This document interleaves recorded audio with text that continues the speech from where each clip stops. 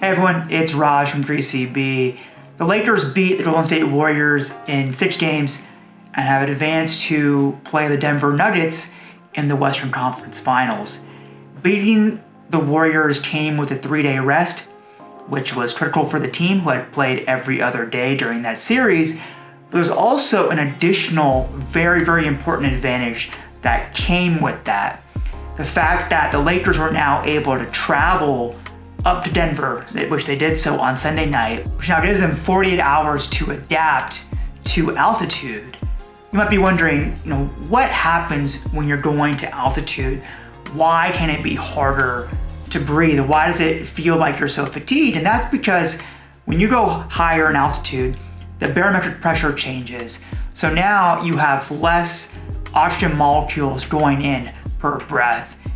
But the demands are still the same on your body. That's not changing, right? So there's a mismatch there where the demands are the same, there's less oxygenation.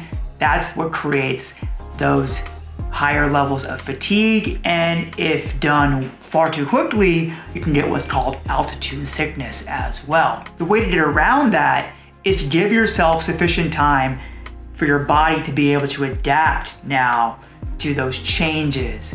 And typically it can take about 1 to 3 days. The Lakers will have about 2 days to do that. And you want to gradually pick up your activity level in order for the body to gradually adapt to that and not have some of those ill effects. You may have seen video of the Lakers at practice in altitude, so they'll be gradually ramping up that level of activity to allow the players to adapt to that. There are multiple mechanisms through which the body's physiology adapts to that elevation. Firstly, the depth of your respiration increases, meaning you're taking in deeper breaths, which then brings in more oxygen. Secondly, the pressure in your pulmonary arteries increases, which now brings in blood and oxygen into parts of your lung that isn't used at sea levels. Thirdly, the body produces more red blood cells to carry oxygen. And fourthly, the body produces certain enzymes and now facilitate hemoglobin, which is a protein that transports oxygen, to more readily release oxygen into the tissues.